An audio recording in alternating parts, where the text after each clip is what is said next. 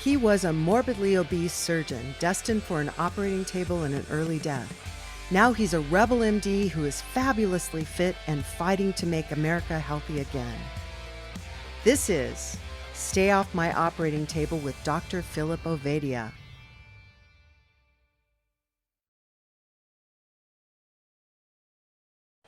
Well, thanks for joining us again, folks. It's the Stay Off My Operating Table podcast with Dr. Philip Ovadia. We are joined today by someone who I knew about long before I knew about Dr. Philip Ovadia. So I've actually been looking forward to this one in a way I haven't really anticipated, like, for example, the sleep expert we had on recently. Phil, introduce our guest. Sure thing. This really is an honor. We got a true legend on today. And, you guys, God almighty, we got to butter you up good, right? Before we get into this. So setting him up for failure. That's amazing. Yeah. Building muscle is one of the, kind of pillars that we talk about around metabolic health. So I said, let's go find one of the world's experts on building muscle. And unfortunately, he wasn't available. So we got Mark Rippetoe instead. So we ended up here. Yeah. Right. But really good to have you, Mark. I think most in our audience will at least be maybe superficially familiar with you. But why don't you give a little bit of your background, how you got into, how you became a legend in the building strength world. And then really excited to have a conversation about some of the pillars there. I appreciate you having me on, Phil. I started off as a little 18-year-old kid who had been in a fight that I was not happy with the outcome of. And so this is, back in the 70s. And I decided, maybe I need to be bigger and stronger. And so I started fucking around in the weight room out at the college, and it ran into a few people who guided and directed me over the years, and decided I liked it well enough to get in the gym business in 1984.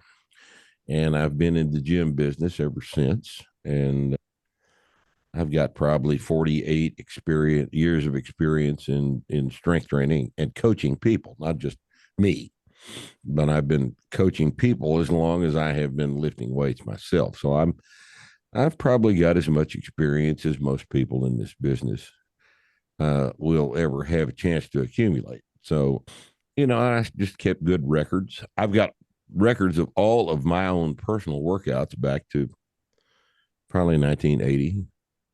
Every workout I wrote down, still do.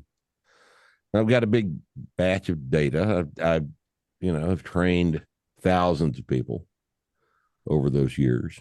And, this is not complicated.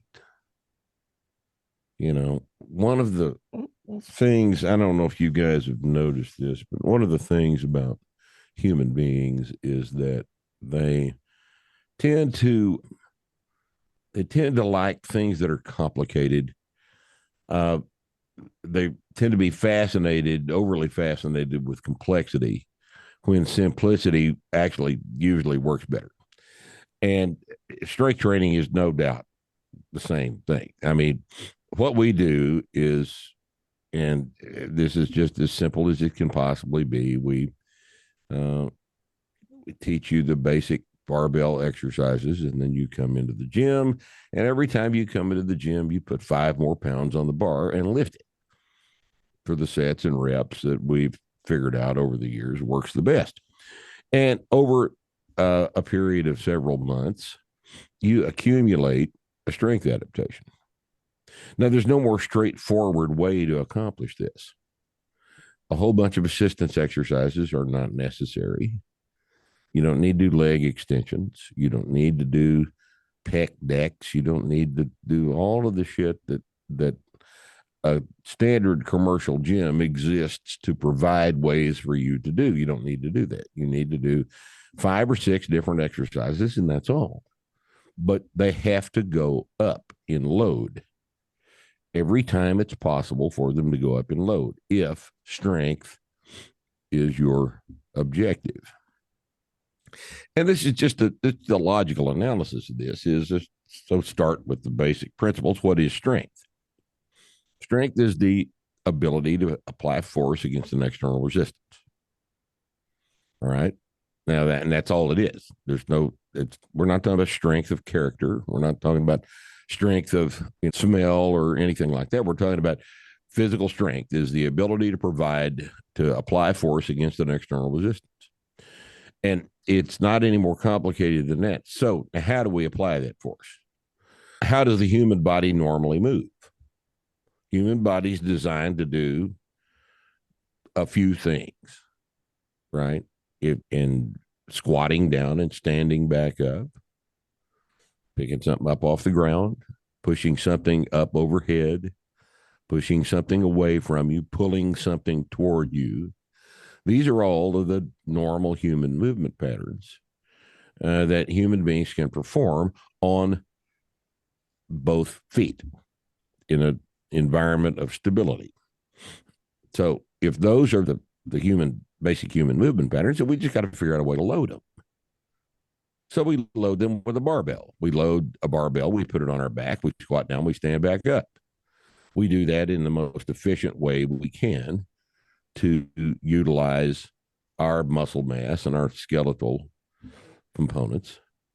And we squat down, we stand back up. And over time, the ability to squat down and stand back up gets more forceful because we have added weight to it. We've forced a strength adaptation. We haven't invited a strength adaptation. We've forced one. So you come into the gym, and on your first day, I show you how to squat. And there are ways we've figured out how to do this over the years that make teaching you how to squat a fairly straightforward proposition. It's not a complicated movement.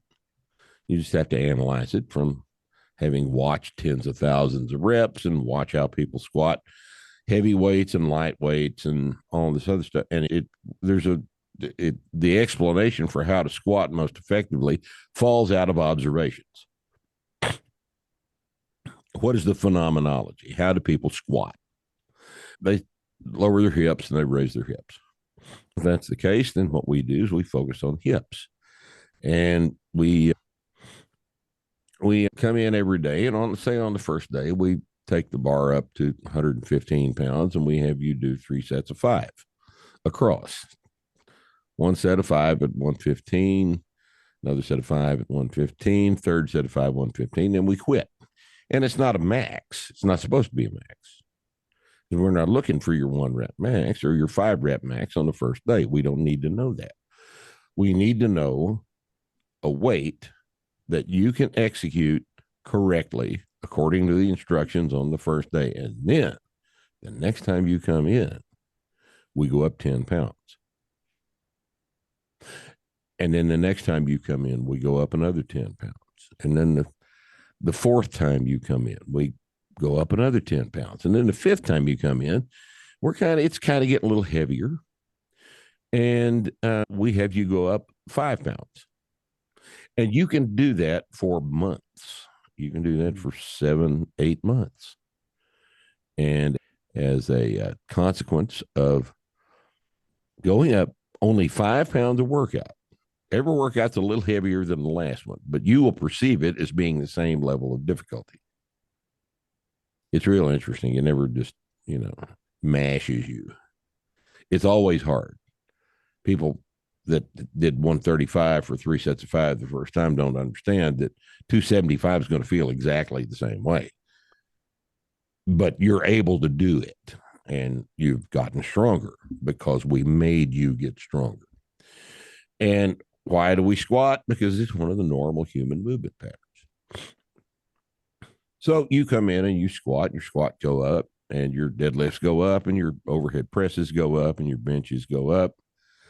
And then we'll have you do some chins, because for beginners, chins, most people that haven't trained before don't have much of a chin up capacity. So we're going to have you pull something toward you which looks like you pulling yourself toward the chin up bar. It's the same thing.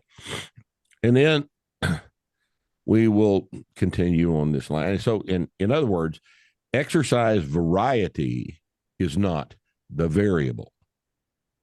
Load is the variable, because the adaptation we're trying to obtain is the ability to handle heavier loads, because that's what strength is. Once you get into your mind that a guy who can deadlift 315 is stronger than a guy that can deadlift 135, then everything gets real simple. This is not a complicated approach. We're trying to make you stronger, and we do that 5 pounds at a time, and this works for everybody. It works for you guys. It works for your mom. It works for your kids. It works for everyone who does it. And it's not any more complicated than that. The only questions are, what's the best way to do a press, an overhead press? We have an analysis for that. I think our analysis has never been refuted. And the way we teach the overhead press is very straightforward. And pretty much everybody can learn it. This is what we do on our weekend seminars. We teach the five basic barbell exercises.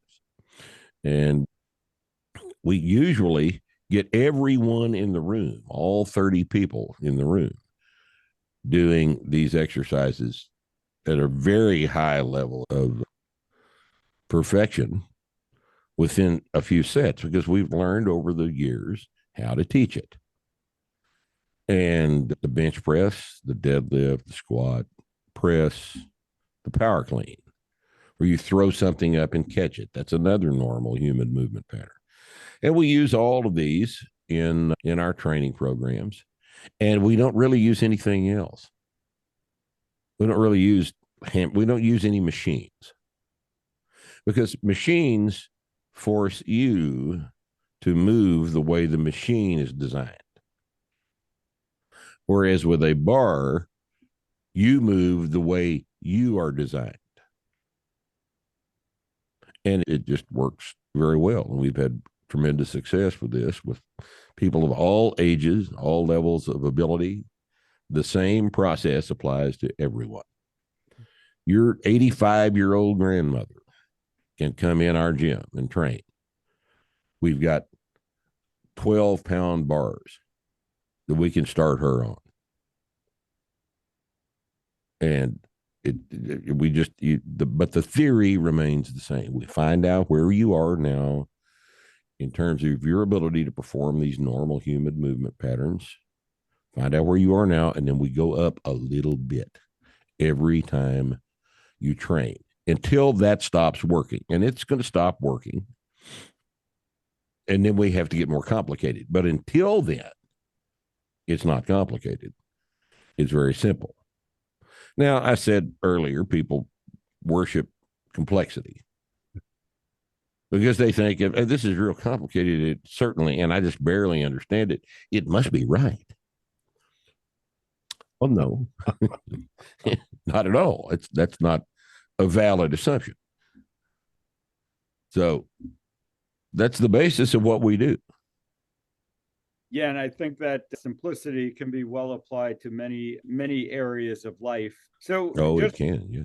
Kind of getting the basic concepts down. Why do you feel it's so important for people to get stronger? Why should we be focused on building strength?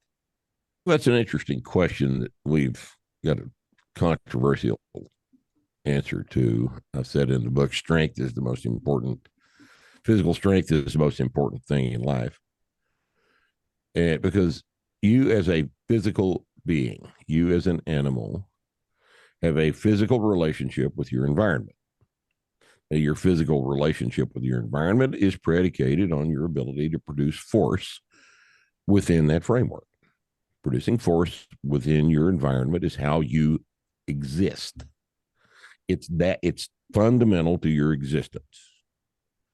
Now, Stephen Hawking was a brilliant man. But I'll bet you if you asked him toward the end of his life, he would rather have been able to produce enough force within his environment to move around without the aid of 5 or 6 other people. Now this does not denigrate the intellectual, but the intellectual is not as primary to our existence as the physical. Because when the physical stops, the intellectual stops too. Yeah. And a strong body is able to withstand perturbations within the environment that a weak body cannot stand. And it's real simple. If everybody will just stop being offended, this is duh material, right? Everything we do is fairly duh. Why would I need to explain that to you, that it's better to be strong than to be weak? From a physiologic standpoint, the more muscle mass you have, the more metabolically healthy you will be, right? And running does not build muscle mass. Running eats up muscle mass. I'm not saying don't run. What I'm saying is, if you have the choice between running and lifting weights, you lift weights. Because lifting weights builds muscle, and muscle is good. More muscle is better than less muscle. And this is especially true the older you get. I mean, what is the difference between a 30-year-old man and a 70-year-old man? 70-year-old man isn't as strong as a 30-year-old man. Why not? You got less muscle mass. Remember how much better you felt when you were 30 than when you're 70? I sure as hell do. I certainly do. And I don't think that it's a particularly complicated question to answer. Is why do we want to be strong? Because we get to live longer. We're healthier. We get to live more fully, more independently if we're stronger. All those are good things. I want to That ask. doesn't preclude intellectual development now, does it? None of that precludes intellectual development. Not at all. No, not at all. I'm still, believe it or not, I'm still capable of learning things. I do it all the time.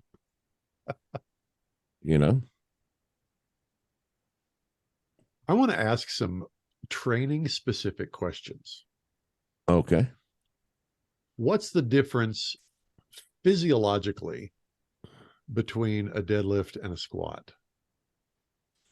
Physiologically, that's an interesting way to phrase that. Physiologically, the contraction order is different in a deadlift and a squat. The squat starts with an eccentric contraction as you lower yourself into the below parallel position, and then a concentric contraction occurs to stand you back up.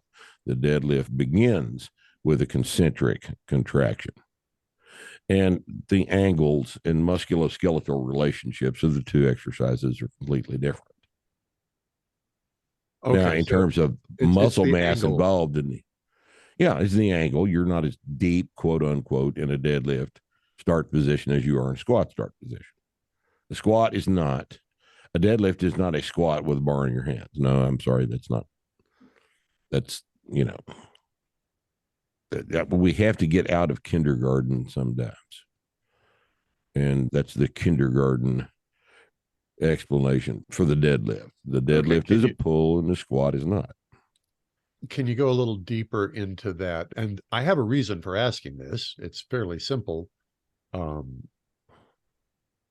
reached a point where in fairness to myself, I didn't have a coach, but I reached a point where squatting just felt like I was taking too big a risk with my back, and deadlifting didn't.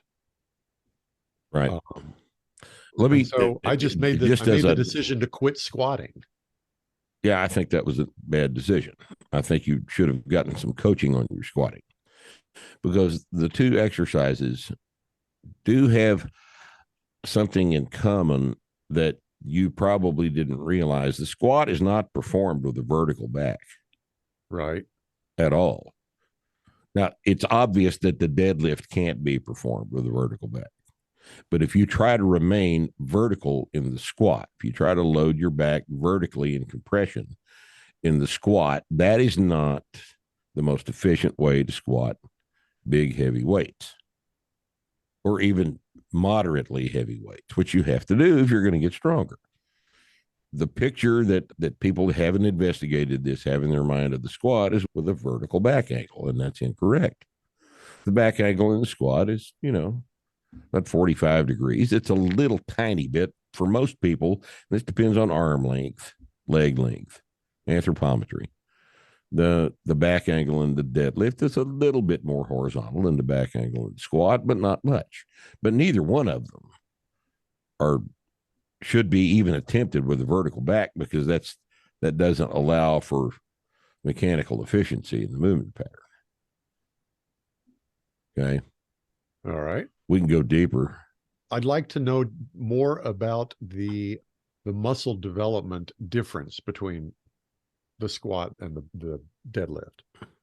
Are you developing a different set of muscles, or? No, you're doing the same muscles, but you're using them in two different ways. The muscles that extend the hips and the knees are involved in the squat and the deadlift. The muscles that maintain spinal extension are both trained in the squat and the deadlift. The bottom of the squat features a stretch reflex and a rebound, where the bottom of the deadlift does not. The deadlift is mechanically easier, especially for novices, than the squat is. I have taken 55-year-old women that come in the gym that can't physically squat their own body weight, who deadlifted that same workout, deadlifted 110 pounds the first time they ever did it. Deadlift is easier to lift heavier weights. And that remains the case until you've been training 3 or 4 years. You will eventually reach a point where you can squat your deadlift, but not at first. It is normal for the deadlift to exceed the squat. When you first start training, that's perfectly normal. It probably is 100 pounds ahead of the squat. Wow. 500, 400, 300, 200, that famous thing on our car sticker. 500 deadlift, 400 squat, 300 bench, 200 press. And that's normal. So in terms of muscular development, I don't know what you mean by that. I mean, muscles contract. That's why all of these, you've seen these silly ass programs where we push and pull, push, pull. What the hell does that even mean? What is a deadlift? Is it a push or a pull? We coach it as a push because it works better when you think about it that way. When you take your grip on the bar and then you push the bar away from the floor. Are you pulling or pushing? Who cares? It's an irrelevant distinction. Right? So, but people are still caught up with that. In terms of the effects of the exercise on the body, the squat is much more profoundly stressful over a longer range of motion and uses more muscle mass over that long range of motion than the deadlift. But the deadlift, being mechanically easier to perform than the squat, can be done with heavier weights, which also makes it stressful. For example, when we first train people, we will start off and probably stay with one heavy set of deadlifts for 5, but 3 heavy sets of squats, because you can recover from 3 heavy sets of squats, whereas you can't recover in a timely manner from 3 heavy sets of deadlifts. 3 heavy sets of deadlifts just beat the piss out of you, and you got to be ready to go again in 48 hours, and you can't do that if you make each one of these workouts so difficult to recover from that we can't put a program together that produces a strength increase over time. Right? So we've got all this worked out. And, everything we do with our programming and our exercise execution has been analyzed, and we can explain it to you. The bulk of our audience is over 40 and skews slightly female, Right. which I found a little surprising, but there it is. So talk to the bulk of our audience who aren't lifting yet. Over 40, mostly over 40, call it 55-45 female to male. Right. The bulk of our audience is probably the same age demographic, whereas we skew much more strongly male. And this is a function of the way Western society has developed. Let your brother pick that up. You're just a girl. And a lot of them have internalized that to the point where it's just unfortunate.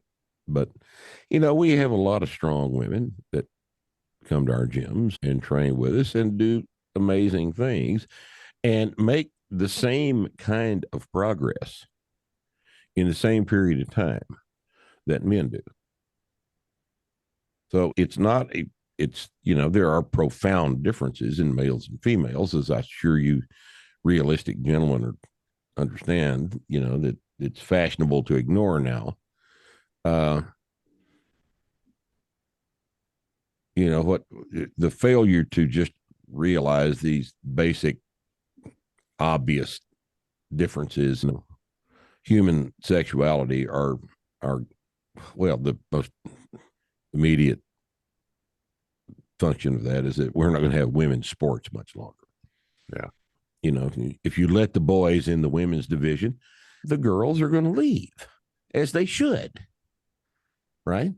Because we're different. Men are much, much more neuromuscularly efficient than females. In other words, we can recruit more motor units, more muscle into contraction than females can.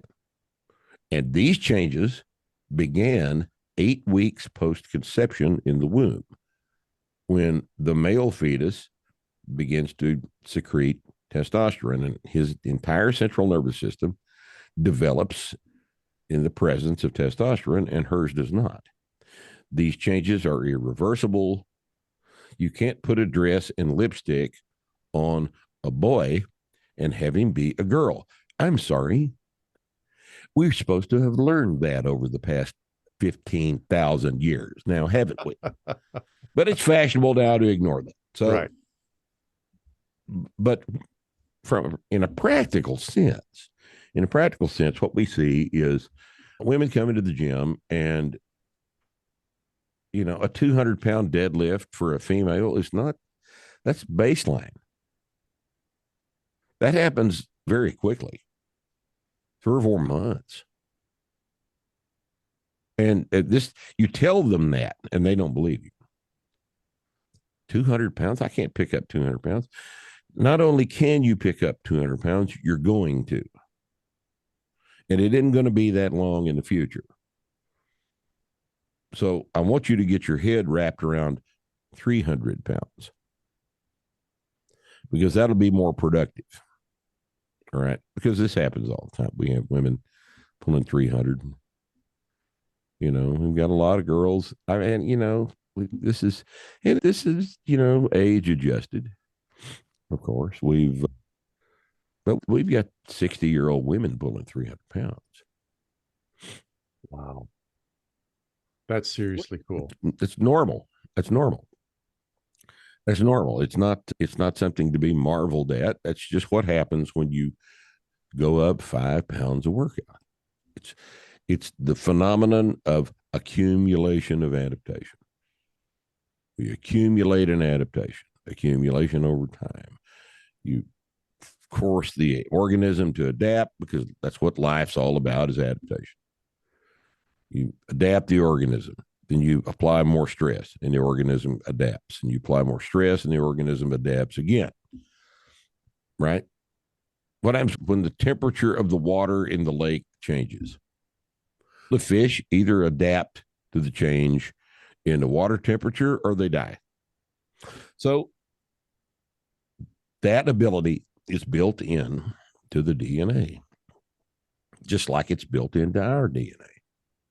All we're doing is taking advantage of this freshman biology, right? And it's not any more complicated than that. And if you make it more complicated than that, it becomes less efficient. So the exercises that you start somebody first right out of the gate on: deadlift, squat, Press. overhead press, Yes. standing overhead press. Yes. Always standing. Okay. Because there's more muscle involved in the exercise if you're standing as opposed to seated. We want to affect the most muscle mass possible to make the most of the time spent in the gym. Right. It's just more efficient that way. Was there a fifth? Seems like there was a fifth. The power clean. We teach the power clean to everybody who can do it. Now, power clean is not useful to older guys because as we age, our connective tissues get shittier and shittier as we get older, and there's an injury risk with explosive movement patterns. So, depending on how old the guy is, depending on his training history, his physical condition, we might not use power cleans for a 55-year-old guy that starts training. But a 30-year-old guy starts training, he's going to have to clean because it's one of the normal human movement patterns. You pick something up off the floor, you accelerate it, and catch it on your shoulders. It's like hauling hay, right? Yeah. So those are the basic exercises, and we do some chins. We add that. So we're going to start with 6 exercises, and that's all. And for the rest of your training history, you probably will not use more than 8 or 9 exercises at any time during your training because it's not necessary and it's not productive, right? So think of it like this. Everybody knows that triceps are involved in the bench press, right? Got to use your triceps to bench, right? What gets your tricep extension, dumbbell tricep extension exercise up? Doing dumbbell tricep extensions or putting 200 pounds on your bench press? I would assume the bench press would do a better job of it.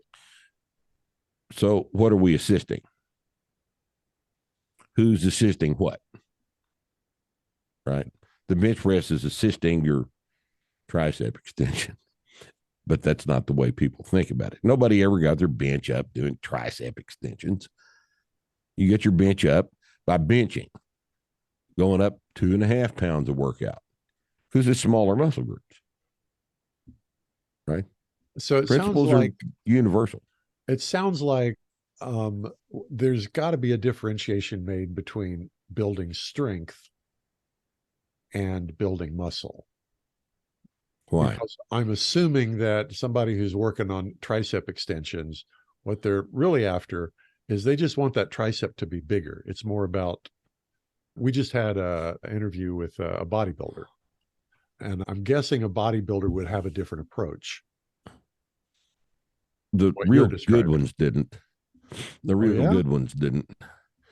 Dorian Yates and Ronnie Coleman were the guys that come to my mind. All the big bodybuilders, all those guys deadlift big weights, the bench press big weights. They may do some assistance exercise to affect the outward appearance of a muscle belly in the tertiary phases of their training, but that's not how. Ronnie Coleman got real big by benching about 600. Deadlifting 8 for reps. Look, all right, so the basic question is this. How does a muscle get stronger? How does a muscle get stronger? If I ask my muscles to go up 5 pounds of workout, and I go from a 135-pound deadlift to a 315-pound deadlift, how did my body adapt to that? How did my muscles adapt to it? They got bigger. So a strength adaptation is hypertrophy. So now the question becomes, What is the best way to produce a strength response? And the answer to that is always sets of 5 reps, not sets of 8 to 12 reps. Because if you're lifting 12 reps, you're lifting a lightweight. Light weights don't make you stronger. Heavy weights make you stronger. So if you want to get stronger, then you lift heavy weights. And while you're getting stronger, your adaptation within the muscle bellies involved in the exercise is to grow. That's hypertrophy. So getting stronger makes you bigger. We have had guys go from, they walk into gym weighing 175, and 2 years later, they're weighing 245, having never done anything but sets of 5 reps. I know this isn't what you've heard. 70 pounds of muscle. Well, how would that affect you metabolically, Phil? That would be a great metabolic improvement. Certainly, that gives you a lot of place to store some extra glucose. So why 5 reps? What's kind of the sweet spot there? Why not just do one? Do your 1 rep max every time. Right. Well, there's several reasons we use 5s. From a metabolic standpoint, a set of 5 is much more work in the force times distance version of that equation than 1 rep or 2 reps. Yet it's a low enough number of reps to where the weight handled in a set of 5 is still heavy enough to produce a strength adaptation, whereas a set of 10 is not. A set of 10, set of 12, that is primarily boredom. You get good at doing sets of 12 by just thinking about something else, right? But at no point during a set of 12 is the weight heavy enough that you're going to miss the rep. Whereas the 5th rep of the 3rd set of 5, you had better have your head on straight, or you're not going to be able to do that 5th rep. You've got to execute the movement pattern correctly, and you have to think very hard about what you're going to do. And if you successfully apply that stress during the 5th rep of the 3rd set of 5, then you recover from that and come back 48 hours later and add 5 more pounds to it. Then you've gotten stronger. And the mechanism by which you have gotten stronger is that your muscles have grown. Pretty simple. It's I'm sorry. I wish it was more complicated than that. And lots of people in the ex-phys business wanted to be more complicated than that, but it's not any more complicated than that. It really isn't. So the idea with 5 I know this reps, because I know this because I've been training people for a very long time.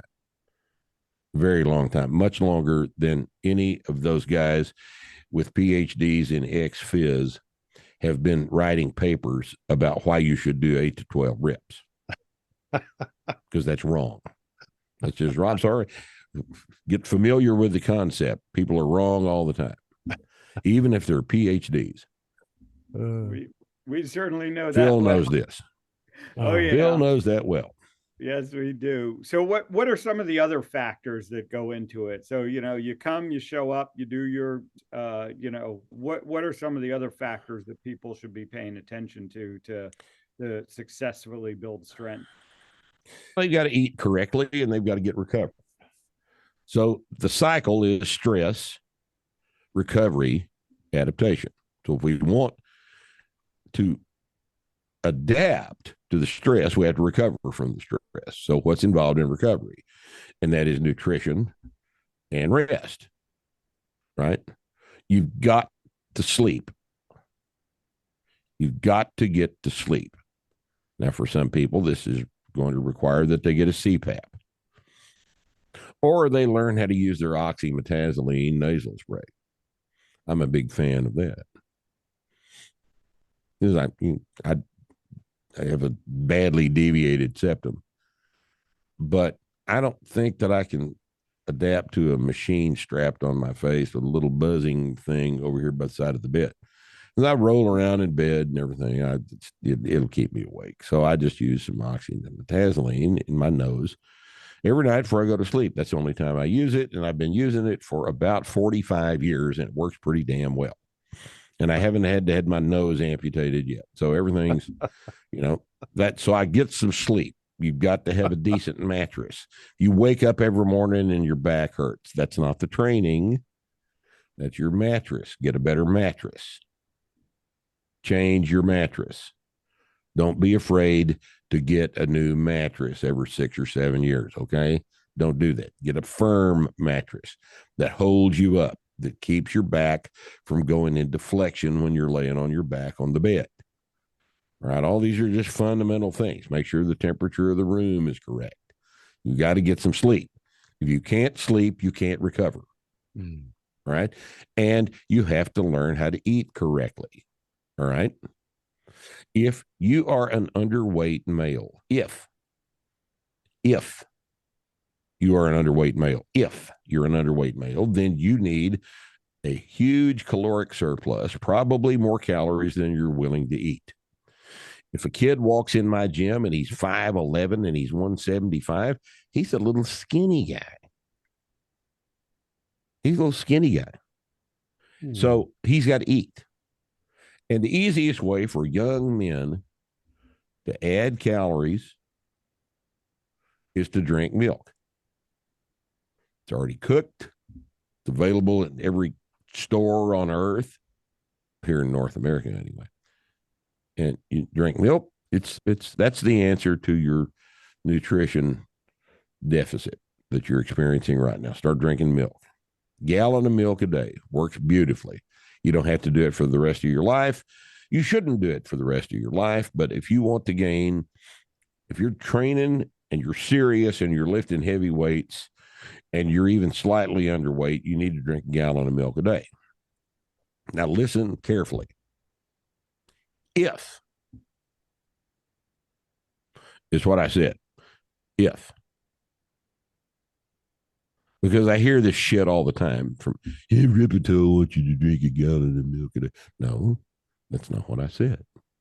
What I said is, if you are an underweight male, you need to drink a gallon of milk a day. When you stop being an underweight male, you stop drinking a gallon of milk a day. Right? And you need to make sure that you get enough high quality protein in a day, because we're trying to build a bunch of tissue, and we can't build tissue out of donuts. Muscles aren't made from donuts. Phil, right? You've got to get enough protein. Oh my gosh. That may be the best line we've had in 2.5 years of doing this show. Well, Muscles use that aren't on made out of donuts. I love that. No, they're not. Muscles are made out of protein. So you have to eat meat. You have to eat eggs.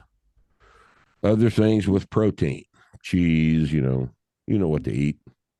You guys know what to eat. If you want to use some whey protein isolate, is what you use. That's very good. It's a food. It's not a supplement. It's just it's a protein. Make a protein drink. If you're having trouble getting enough protein in during the day, make a protein drink with 70 grams of protein in it and drink it. Right? But carbs are kind of a problem for people once they get heavy enough. Carbs are detrimental to the way we eat them in North America is detrimental to people's health, because we tend to get our carbs from sugar. And now we'll let Phil talk about diabetes and the effect carbs have on diabetes. It's a deadly disease. But people want to treat it as if it is a normal consequence of aging, and it is not. And I mean, look, if you want to get your feet cut off, then you go ahead and continue to eat your donuts. All right. You develop type 2 diabetes. That's your fault. Type 2 diabetes is your fault. Type 1 diabetes is not your fault. Probably type 3 diabetes is your fault too. Alzheimer's, right? That's probably your fault too. Okay. But type 2 diabetes is your choice.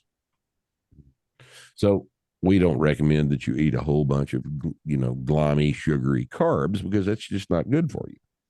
You guys know what to eat. I'm not the nutrition guy, but I am going to tell to you hear that you say it, though. It's really fun. Yeah. We get a lot of highly educated, very academic people who all say this, and hearing it come from somebody who picks up heavy things and teaches other people how to pick up heavy things, it hits differently.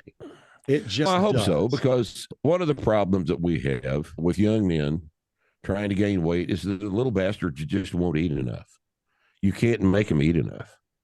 If you're playing football and you're coming in the gym trying to lift weights and trying to get bigger and stronger, I'm sorry, you can't do that on 3,000 calories a day. It doesn't work. You have to go to 4,000 calories a day, maybe 4,500, depending on how tall you are, maybe 5,000 calories a day. Good Lord. But if you're trying to do an athletic training regime on 2,500 calories a day, you can't do that. It's not physically possible. You can't get recovered from it. There has to be a surplus of calories in order to recover from this kind of training. There has to be a caloric surplus. I'm assuming at my age, which is older than Phil. How old are you? I'm 67. I'm 62. You're a freshman. Oh, thank you. I appreciate that. You're just a freshman. Man. I am thinking back to when I went to college. I was 6'3" and I weighed 175 pounds. Yeah, I know. Yeah, exactly. I was a toothpick. No, but I'm assuming recovery takes longer as we age. Yes, it does. Or am I wrong about that? No, it doesn't. Everything takes longer as you age. You may have noticed that. And one of the things that we recommend, and I don't know what Phil's opinion on this is, but we think that by the time you get to the age of 50 or so, you probably ought to have your testosterone level checked. And if you really want to have a better time all day, it would be better if you got on testosterone replacement therapy. All right. There's a lot of misinformation out there about testosterone replacement therapy. Most of it's all bullshit. All of the people that say that causes heart disease. No, it doesn't. There's not one study that demonstrates that.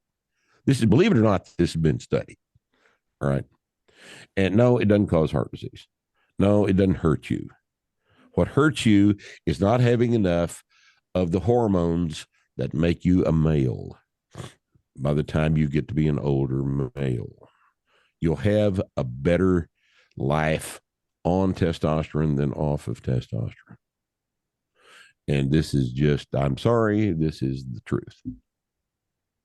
But if you guys would rather, walk around with your testosterone at 175 and, be obviously pathetic and silly looking, then go ahead and do it. But I'm telling you, you'll be better off with your testosterone up higher than that.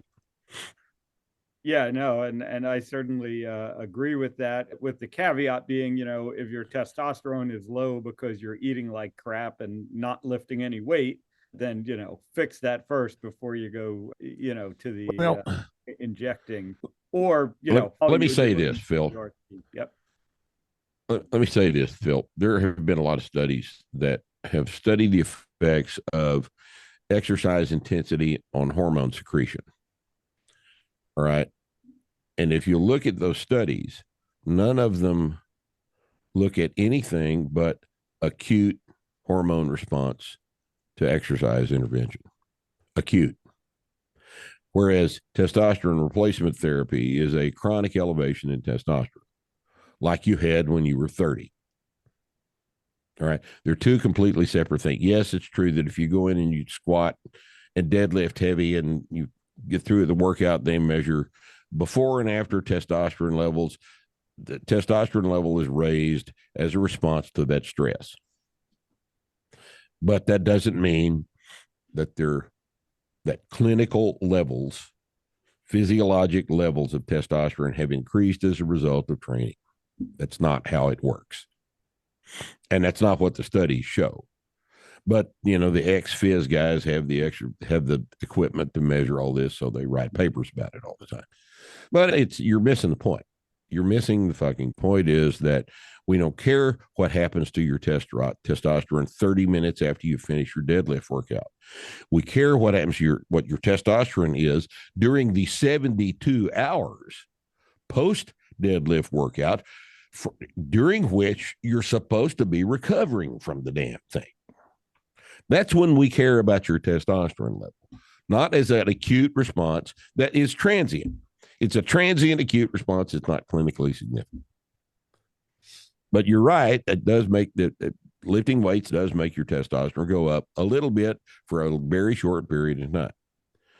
Now, I'm not suggesting that people who don't train go on TRT, because I don't deal with people that don't train. They're not my concern. Right? I think they need to train. And I think in the absence of training, what difference does it make what your testosterone is? You don't care about yourself anyway. So why get all worried about that? You know? So, yeah, I think that's said. So this has been, oh my gosh, this is fantastic. I'm having a ball here. Good. I'm glad I'm able to brighten up your day a little bit. You are definitely brightening my day. So, well, what I'm doing is telling you the truth. And I'm not couching it in platitudes and saying the word may and stuff. Ever notice how researchers say may all the time? It's possible that, exercise may increase your strength training, may increase your lean muscle mass. Weasel words like that. I, hear it a lot. Tired of it. So I'm just going to tell you the truth. And the truth is, if you're 55 years old and you have not had your testosterone checked, that you probably will be better off if you do get it checked. And if it's even a little bit low, start taking some testosterone. Why not? Why not? And I haven't heard a good reason. Why not? That's good. So, all right. It's fascinating that this conversation has gone the way it's gone, because I really thought I would have lots of questions. And the way you laid it out at the very beginning, this is simple. Yep. Yes. Has left me without many questions, other than there's folks out there who are hearing you, who are kind of like me, who are going, this guy speaks my language. I get this. What do I do next? What's the next? I'm motivated. I'm ready to get busy, get off my butt, start learning how to pick up heavy things, get stronger. Obviously, I'm going to tell you to buy the book. Okay. Yeah, we've got a book. You're allowed to do that. Tell us about the book. Yeah, Starting Strength, Basic Barbell Training has sold almost 1 million copies. We are the best-selling book on strength training in history. And it's available at Amazon. It's available from us, wherever you want to get it. I wrote the book for the guy training in his garage.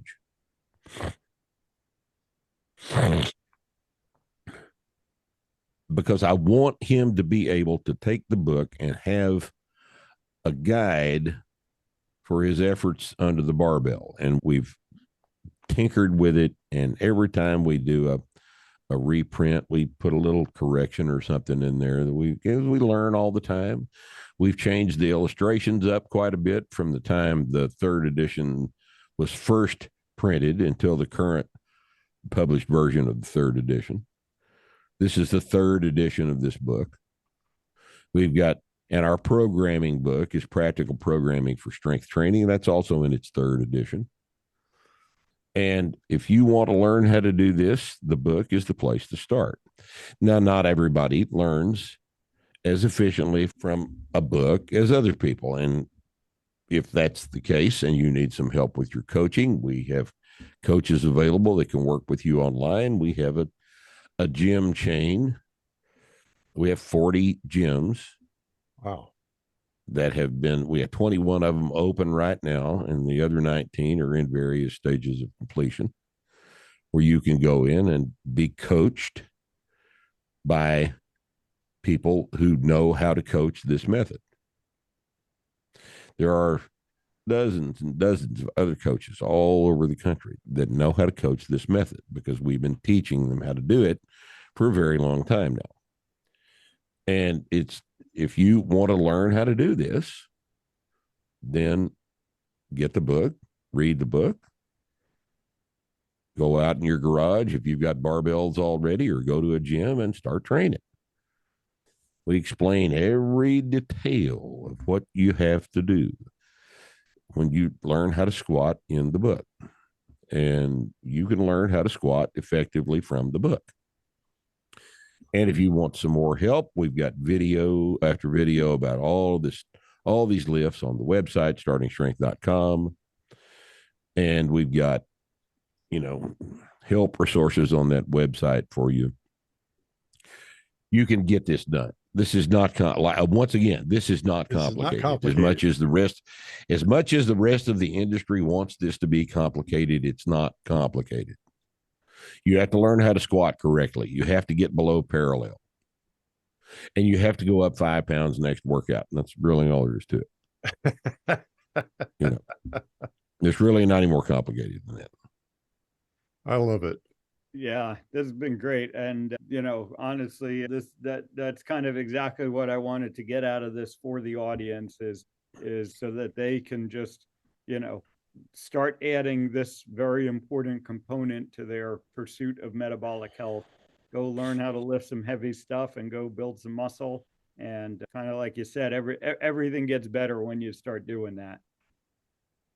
It does. In fact, and let's go back to your comment about your audience demographic. When women look at other women, which they do, as you know, and they identify a woman they see as attractive and aesthetically pleasing, what do you think they're looking at? They're looking at a muscular woman. Oh. They're looking at a muscular woman. What does a nice ass on a woman come from? Muscle. Okay. Ladies, don't make the mistake of looking at a contest bodybuilder at 6% body fat and thinking that you will ever approach looking like that, because you're not going to do it. That's not what we're here for. We're here to increase the size of the muscles in your hips and your legs so that they burn more fat and they have the shape that you recognize as being aesthetically pleasing for a female body. Female body's aesthetic pleasingness comes from muscle mass, just like men's bodies come from muscle mass when they are aesthetically pleasing. This is deep in your DNA. Yeah. It's very not embedded. a cultural acclamation. This is genetic. This is genetics. We recognize the fundamentals of human health with physical appearance. Physical appearance is very important because that's how you identify somebody with his head out of his ass, right? 450-pound fat guy waddling around is not going to attract your attention. 250-pound muscular guy will always attract your attention. Okay. And 165-pound muscular female will always attract your attention too. Notice I didn't say 118-pound female. Yeah. That's skinny. Woman is 5'6", 5'7". She is going to look her best at 155. and that's muscle. Mm. So to speak to that part of your audience, don't use this as an excuse to not get in the gym and do things that you need to do. You need to be stronger. If you don't care how you look, you still know you need to be stronger. So this is how you make this happen. Bill, this has been honestly one of my favorites. So simple, not complicated, not even controversial, in spite of the fact that there's going to be people who get their knickers in a twist about it. And they try to, I'd like for them to refute the argument. Yeah. I don't want to hear how I'm purple and fat myself and all this other shit. I want you to refute the argument, and nobody's ever done it. Yep. Refute the argument. Yep. Please. You don't like what I'm saying? Tell me why I'm wrong. Don't tell me, well, we don't do it this way. What you're doing is wrong. If you're not doing it our way, what you're doing is wrong. That's all there is to it. Mark Rippetoe, thanks, man. This has been anytime, guys. This has been really fun. So that's startingstrength.com. The name of the book is Starting Strength. Any last words for us, Mark? You guys, take the ball in your hands and throw the damn thing. All right. Nobody's going to do this for you. One of the most important things that you learn from strength training, and I can't say this enough, one of the most important things that you learn from strength training is that when you take control of your situation, you make the decisions for yourself and you execute the process that you know works, and you see that process working, it reinforces your own self-agency. If you know what I mean by that. You learn about yourself from doing hard things. When you get under the bar and you take the last set of 5 out of the rack and you go through the first 4 reps of that last heavy set of 5 on the squat, when you get to the 5th rep, you have to decide something. You have to decide, man, I don't know if I can do this or not. This is heavy. The 4th rep felt like shit. This thing is heavy. I'm having trouble moving it. So you have to decide, am I going to attempt the 5th rep? And when you make that decision and you attempt the 5th rep, whether you get it or not, you have learned something. You've learned something about yourself. You've learned something about your physical capacity. You've learned something about the process you have been following, that it in fact is logical and that it works. And you are better for having done that. You're not just physically better. You're better there. Strength training is the key to all this stuff. Follow the process. Do the hard things. Do the work. And you learn that these things pay off in ways that nothing else does. Very well said, and as we say often here, take back control of your health and, that's it. Yep. Building strength, lifting heavy things is certainly one way to do that. So thank you, Mark. Thank you for all that you've been doing and continue to do. And I really hope that our audience learns from this and gets at it, starts doing it. I'm glad to be here, Phil. Thanks for having me on the show. Hey, appreciate you guys. Just let me know if you need anything. You know what? You've got, but behind you, there's a sign that says Starting Strength Radio. It's our podcast. You didn't mention anything about I thought I just assumed everybody knew we had a podcast. We have a podcast that goes up Friday every week. And we talk to people like you guys. We talk to people less important than yourselves. We talk amongst ourselves most of the time, but we discuss important things about strength training, and we'll take questions from the audience. Sometimes we have a call-in line set up and we talk to people for an hour and a half. Sometimes they write us questions on the forums and I read those. And we just, there's a whole bunch of information exchanged on our podcast. It's called Starting Strength Radio. You can sign up for that on our website. And there's a podcast tab at the top of the website. You can go there and sign up for the podcast. Now, we don't release these podcasts on YouTube because we say unpopular things sometimes. And YouTube doesn't want you to say unpopular things. So we don't put the podcast up on YouTube because they can't control us. And we're not going to allow them to do that. But, you know, if you guys want to watch a couple of podcasts, let me know and I'll get you in. And you kind of see how we do that. And we talk about controversial things all the time on Starting Strength Radio. We talk about climate change and COVID-19 and all kinds of things like that. And, you know, I'm not going to be told what I can say and what I can't say. So we just do it on our own network. Love it.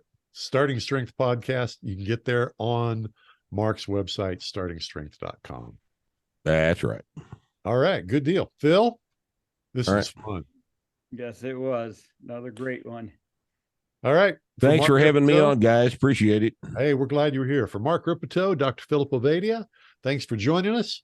We will talk to you guys next time. Chances are you wouldn't be listening to this podcast if you didn't need to change your life and get healthier. So take action right now. Book a call with Dr. Ovadia's team. One small step in the right direction is all it takes to get started.